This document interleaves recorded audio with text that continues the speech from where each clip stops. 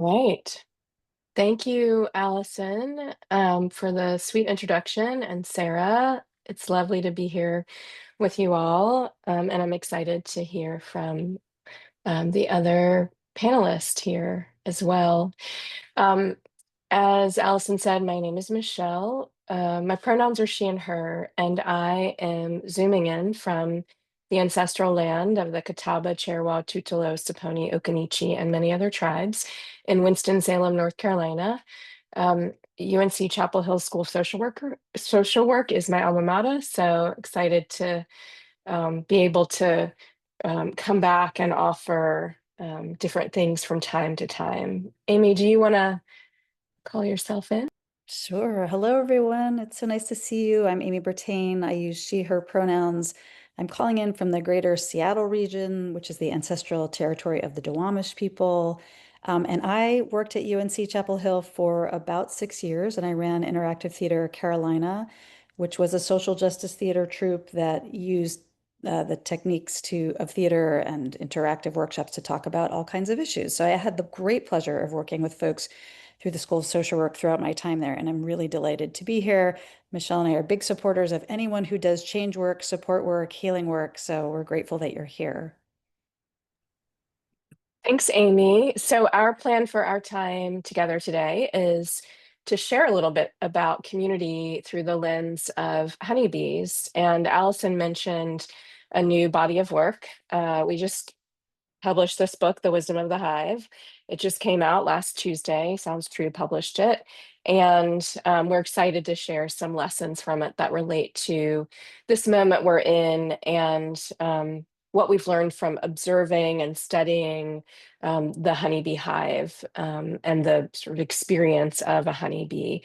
I will put a link into the chat in just a moment, Jean. Yes, good question about where to get the book. Anywhere books are sold, really, but I'll put a link to a place where you can go on my website. And once you put in order information, you can get access to some meditations that are in the book and a pollinator fact sheet and a honeybee inspired playlist. So that's that. So I want to, I'm going to share my screen and put up a quote to begin.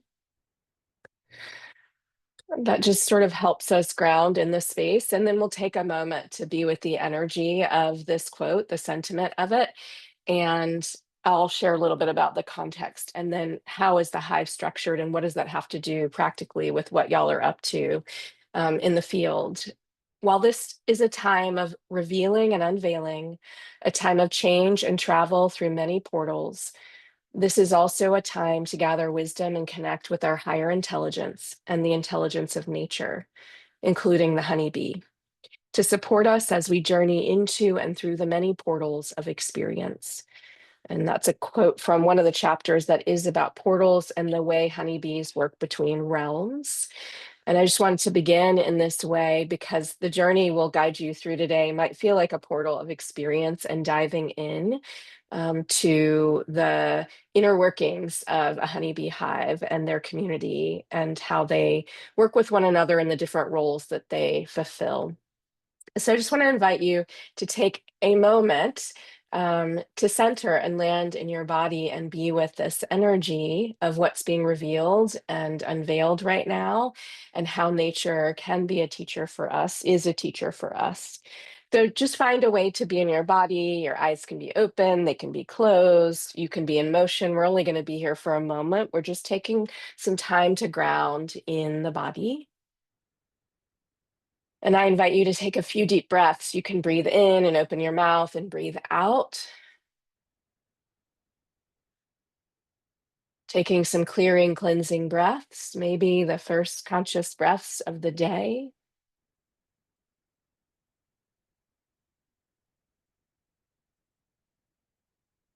And I invite you to take a moment to notice the parts of your body that are in connection to the earth. For example, my feet are on the earth. Perhaps yours are as well. Or maybe your seat is on the earth, or maybe your hands are on the ground.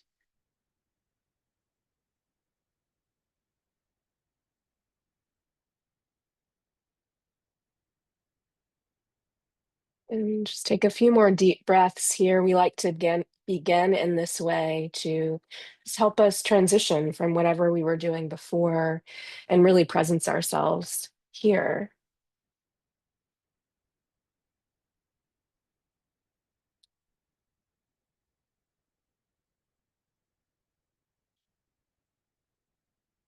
And for this final few breaths in this moment of centering, I invite you to bring a teacher from nature into your awareness. Maybe it's the honeybee, maybe it is a grove of trees or a body of water, or perhaps a seasonal shift. Maybe it's the sun or the moon. Maybe it's the crows or the cardinals, the flowers in bloom, the rain, the wind.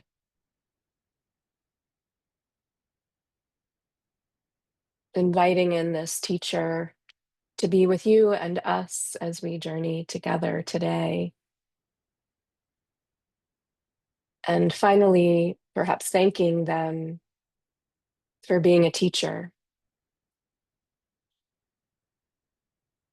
for helping to guide you and share what it is you might need to know, or what we might need to know as a collective. Take one more breath here.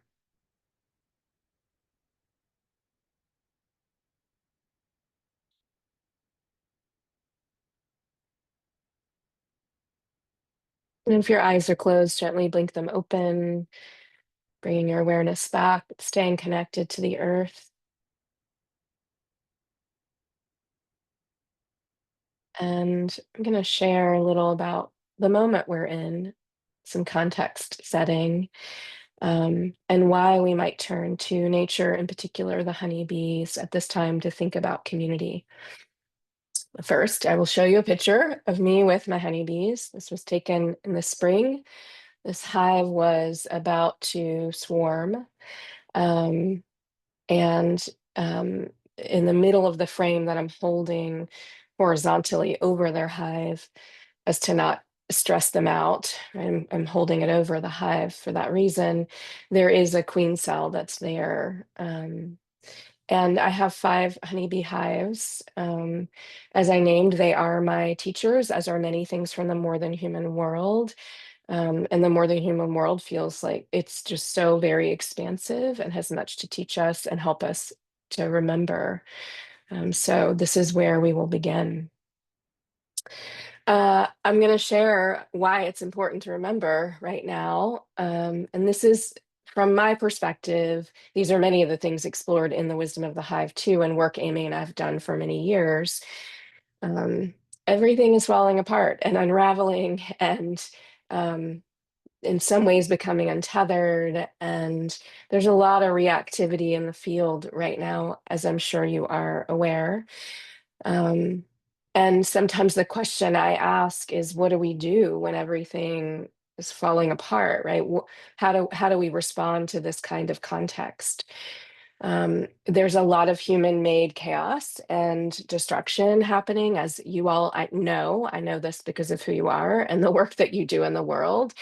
So you're like on the front lines and very present to the human-made chaos and what is coming undone, I'll say. Something that Amy and I think about a lot is a misalignment with nature, and what this means is the laws of nature. And this is amplified by our separation from nature and, of course, climate chaos, which is listed below, but also the way we're conditioned to think of ourselves as individuals instead of as a collective, a community. And the hive, a honeybee hive, and their other superorganisms, they think of themselves as a collective and do everything in service of the hive. There's a high level of overwhelm right now, activation. I already mentioned reactivity. Like everywhere I go, within myself and without, there's this reactivity and activation because of the level of uncertainty and the rapid pace at which things are happening, and the way it feels like everything is coming apart or on fire, and some things literally are right now. And I think part of this reactivity is coupled with I imagine we are all on this call doing what we can do to respond to what's happening and to make change. And also, there's a way that even as we are making change, there are things that feel really difficult to change or that are not within our control. And I think that amplifies the overwhelm and the activation. There's also this dismantling of unjust systems and this disruption of unjust systems, and systems that are meant to polarize us. And I already mentioned climate chaos. I'm just laying out some of like the context in which we're working and living right now. There's also a lot of shedding. I think of this with dismantling, like what actually needs to go. There's a cycle of and a polarity of creation and destruction happening. So at the same time, things are falling apart. I imagine some of what each one of us will talk about today and what you all are doing who are listening to us are engaged in this creative process, like this responsive process, I would say. I am witnessing and experiencing a lot of resilience in the face of things falling apart, and capacity building, collective care. And I know that one of the panelists is going to talk about mutual aid, which to me feels rooted in collective care and a value of collectivism. The other thing I'm seeing in the context are these ancestral technologies, contemplative practices that we might pull from and bring into the now, mythology that we might bring into the now to try to make sense of what's happening and find our way through. I already mentioned creativity with creativity, creation and destruction, and then an understanding that, for many of us, and when I say we cannot continue in this manner, what I mean is what's happening, the human made chaos is not sustainable, right? It doesn't help um, us create sustainable ways of being based on collectivism. And I think there is a real consciousness and awareness that something has to shift. And so again, I just come to this question of what exists when everything falls apart. So we're going to look at the honeybee, and then I'm going to turn it to Amy to share some about attunement. The sound won't work on this because I didn't click the little box. Um, but these are my bees. You can imagine the buzz. It's one of my hives. If you look closely, you're going to see a bee come in with pollen in her pockets. There's another one going in with this bright yellow pollen in her pockets. And I'll play that one more time. And the rest of the bees are watching the bees go in and they're busily working. There's a bee here who's cleaning off another bee who may have picked up something from outside. They're also exchanging information through their antennae. And I wanted to just share a little clip. I have a ton of video of my bees just to be in the energy of them and to see how they're working. And a little bit of what you just saw is the resources that they're bringing in. So I'm going to go back and explain the hive and community. I mentioned they are a superorganism, and there are other superorganisms that we might not appreciate as much as honeybees, but ants are superorganisms, termites are superorganisms, honeybees also happen to be an indicator species, and penguins are also an indicator species, which means that their health, right, is an indication of how well we're doing. And what I'll say about the honeybees is that there are many factors that are influencing their ability to thrive. They've been around for billions of years. They adapt, but we're asking them to adapt rapidly to changing conditions, human-made changing conditions that are in some ways untenable, and it's unrealistic to ask them to adapt in the ways that we are due to climate chaos and climate change. So they're superorganism and indicator species, and superorganism again means they don't think of themselves an individual bee as an individual bee. An individual bee thinks of themselves as a extension of the hive. So everything that they do is for the hive, and this feels like such an essential lesson in our work. And also, I mean, our work as like activists, social workers, organizers, the micro and the macro. And it also feels important to think about what does it mean to function as an extension of the hive when we think about how we build community and capacity within community and how we break down some of our shaping about individualism. Everyone in the hive has a role. And this is something I really just want to spend a couple of minutes on because this feels like it's relevant to what you all are doing. In a few ways. So bees' life cycle, with the exception of the queen, is about 6 to 8 weeks, except in the winter, they live a little bit longer because the winter bees, which is a role, they have to get the hive through winter time. And so they're a little hardier and live a little bit longer. Uh, a bee's life cycle begins when they come out of their cell of honeycomb and they clean their cell. And the first role that they fulfill is to be a nurse bee. And what that means is that the newborn bees can't fly that well initially.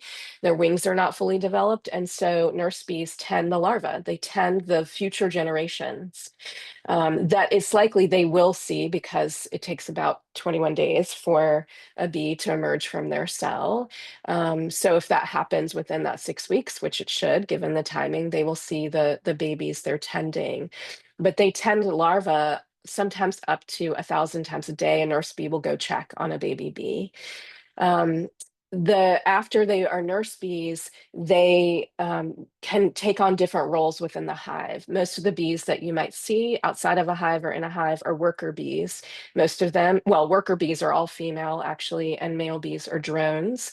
There are less of them in a hive, and the male bees do not bring in pollen or nectar, but they are said to warm the brood, the babies, and to spread the song of other hives around the ecosystem because males are the only bees who can visit other hives.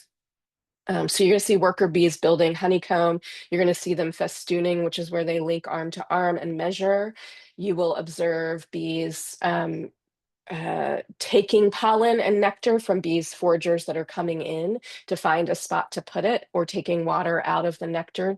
Water content has to be taken out to turn nectar into honey. Um, you might see undertakers. I saw this today. It's raining today, and there's both brood that was uncapped and not healthy that's in the front of the hive right now. I think it's because of the rain and the cooler temperatures. And there are undertakers who are bringing out bees who died in the hive.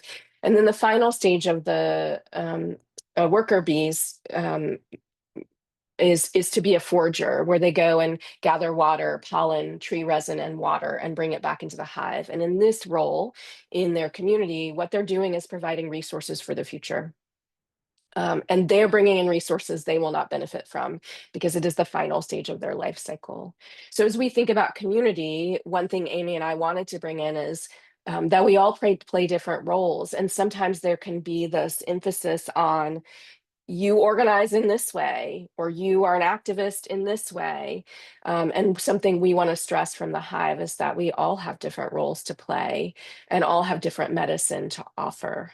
The final thing I'll share, and then I'll turn it over to Amy, is that a bee can revert to a previous role if that's what the hive needs. So there's flexibility within their role based on the conditions in the hive, which requires them to be in deep alignment and attunement with the hive, what's happening inside and what's happening outside. And this also feels like a skill for us to have in our communities, given what we're wading through right now, right? What's required of me now? You are going to have access to the PDF of these slides. So there are a few other things on here that you can feel free to explore, but I'm going to turn it over to you, Amy, to share now, and I'll stop sharing the slides. Thanks so much, Michelle. Yeah, everyone, I love that this series is called The Hive, right? Because we truly want to think about, as Michelle said, community as organizers, as social workers, as activists, right, as healers, and that there's no way we can do any of this without community. And I'm sure the speakers who come after us will say the same. And when Michelle and I wrote this book, it was certainly a love letter to the bees, but it wasn't to try and convince people to become bee tenders. It was a love letter to folks like you, right? All of us who want to make change in the world. And how do we do that and do that sustainably? And what can we learn from the bees in the way that they tend and care and protect one another? And so we based our chapters on different themes. And one of the themes is attunement. And bees are really excellent at communicating in many different ways, through dance, through sound, through pheromones, through smell, with one another, so that they can move as a unified whole and kind of pivot on a dime, right? Do what needs to be done to care for the whole.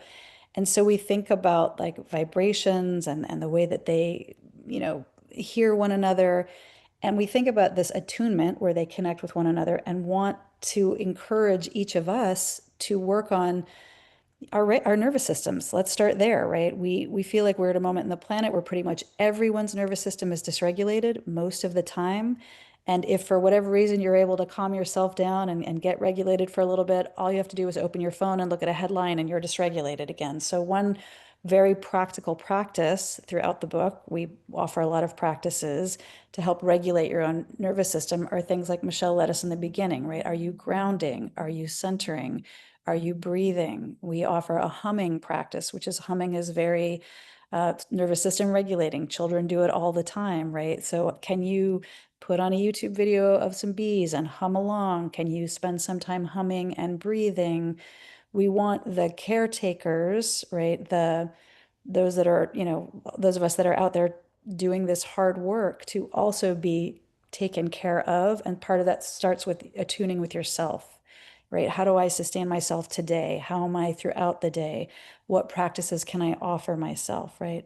And then what do I see, folks that I work with or in my team or my organization, what do they need? And how can I offer some support to them today? Some breathing, some moments of rest, some moments of sharing the weight, right?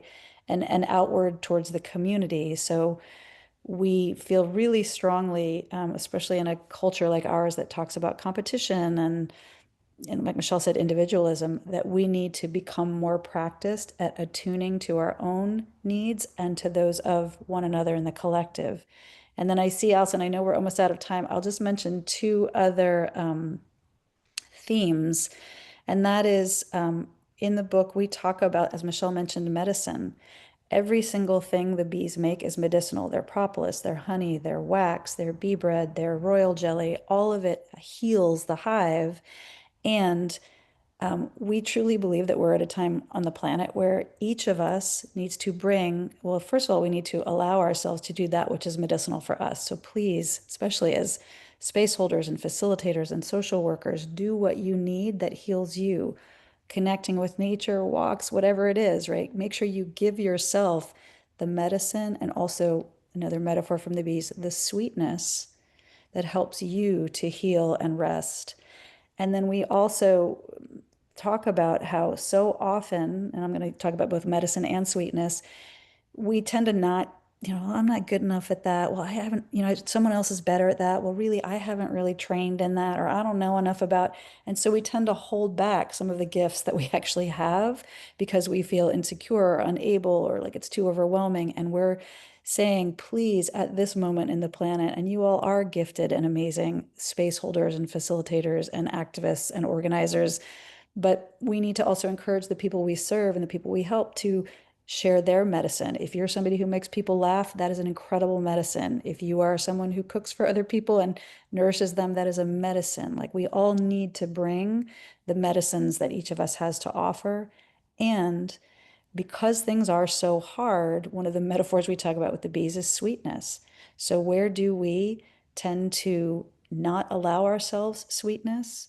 Where do we tend to hoard sweetness, right? Where do we tend to think, oh, I can't, I just not enough time. I can't do that because other people are suffering or this is happening or that's happening. We need to be able to allow ourselves in order to sustain sweetness. And we need to also offer whatever sweetness we have to others through our care. And I just wanted to really quickly, we have 1 minute. Michelle, is there anything you want to add to that? No? So please, if y'all have access at any point, there's more practices in the book and we welcome questions as we move forward. But thank you so much for being